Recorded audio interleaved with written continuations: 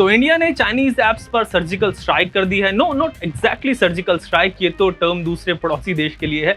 Chinese apps पर India ने actually digital strike की है और एक झटके में 59 चाइनीज ऐप्स को बैन कर दिया है। जी हाँ, पिछले कुछ वक्त से बॉर्डर पर चाइना की हरकतों की वजह से देश भर में गुस्सा था। लोग चाइनीज प्रोडक्ट्स को बॉयकॉट कर रहे थे और चाइनीज ऐप्स को भी अपने फोन से डिलीट कर रहे थे। गवर्नमेंट से भी डिमांड कर रहे थे कि आप इन चाइनीज ऐप्स को बैन कर दें और अब गवर्नमेंट ने 59 चाइनीज ऐप्स को कह दिया है कि भाई इंडिया से आपके जाने का वक्त अब आ गया है, आपका वक्त यहाँ पर पूरा हो गया है। पर सरकार ने इन चाइनीज ऐप्स को बैन तो कर दिया है, लेकिन अभी भी लोगों के मन में कई सवाल हैं जिनके जवाब उन्हें मिलने बाकी। For example, in Chinese apps पर यूजर्स का जो डेटा है उसका क्या होगा, उनकी जो वीडियोस हैं, हजारों और लाखों फॉलोअर्स हैं, उनका क्या होगा। साथ ही ये सवाल भी है क्या ये बैन परमानेंट होगा या फिर कुछ दिनों के लिए है, और जिन लोगों ने बैंड ऐप्स अपने फोन में डाउनलोड की हुई है उनके साथ क्या होगा। तो आज के इस टेक टॉक वीडियो में मैं आपसे इसी पर बात करूंगा और आप और हम मिलकर इन सभी सवालों के जवाब इस वीडियो में ढूंढेंगे। सबसे पहले बात करेंगे सबसे इंपॉर्टेंट सवाल की कि सरकार ने 59 चाइनीज ऐप्स को बैन तो कर दिया है, पर यह बैन इंप्लीमेंट कैसे होगा, यानी अमल में कैसे आएगा।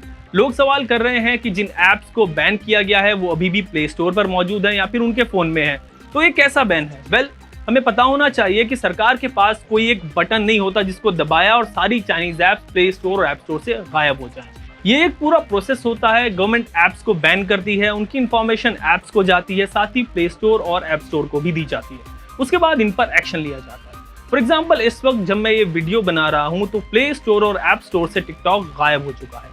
If you go and search you won't find TikTok app on app store और प्ले स्टोर। ऐसे ही धीरे धीरे दूसरे ऐप्स के साथ भी होगा और इन 59 ऐप्स पर ब्लैंकेट बैन लग जाएगा और ये ब्लॉक कर दी जाएगी।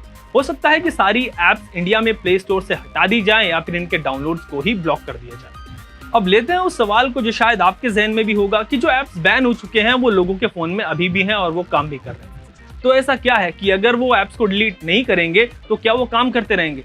नहीं, ऐसा बिल्कुल नहीं है। जैसा मैंने आपको पहले बताया कि ऐप्स को बैन करना एक पूरा प्रोसेस होता है जो स्टेप बाय स्टेप इंप्लीमेंट किया जाता है। हो सकता है कि कुछ दिनों तक आप इन्हें इस्तेमाल करते रहें, बट इवेंचुअली इनके इंटरनेट एक्सेस को भी अगले कुछ दिनों में ब्लॉक कर दिया जाएगा और ये भी काम करना बंद कर देंगे। शायद आपको ऐसा कोई मैसेज इन ऐप्स पर अगले कुछ दिनों में देखने को मिले that access to this app has been restricted by the government. हाँ, जो ऐप बिना इंटरनेट के काम करते हैं वो काम करते रहेंगे, लेकिन उनके अपडेट्स ब्लॉक कर दिए जाएंगे।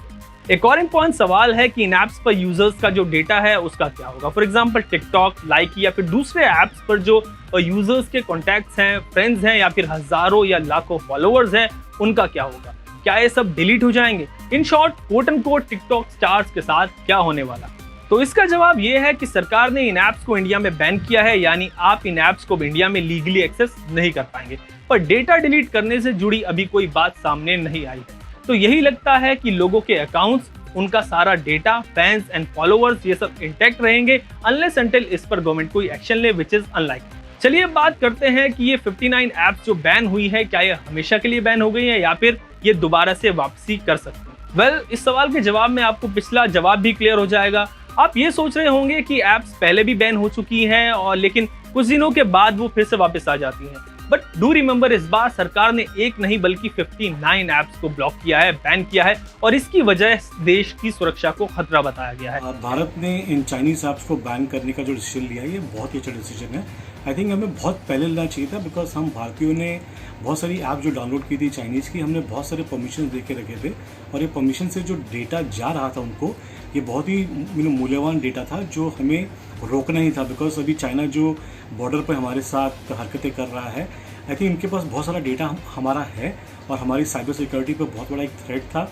बिकॉज ऐप्स टू ऐप्स सारा डेटा जा रहा था। बिकॉज अगर आपने एक ऐप डाउनलोड की है वो दूसरी ऐप का डेटा भी पढ़ सकता था, बिकॉज हमने सारी परमिशंस बिना जाने उनको दे चुके थे। तो आई थिंक ये भारत ने एक बहुत ही अच्छा डिसीजन लिया है। यानी ये ऐप डेटा चुराती हैं और चाइना भेजती है, तो this is very serious. China ने जो हरकत की है बॉर्डर पर, उसके बाद ये एक्शन लिया गया है। तो ऐसा नहीं है कि पहले बैन हट गया था तो इस बार भी ऐसे ही हट जाएगा। इट्स अबाउट नेशनल सिक्योरिटी और ये इंडिया में काम कर रही दूसरी चाइनीज कंपनियों को भी एक वार्निंग है। ओवरऑल अभी तो ऐप्स बैन हुए हैं और ये बैन हटने के कोई चांसेस है ही नहीं। वैसे there is nothing permanent, but it's unlikely that this ban will be lifted any time soon.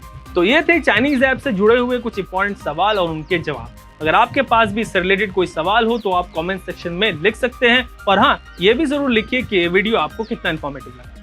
ABP news आपको रखे आगे।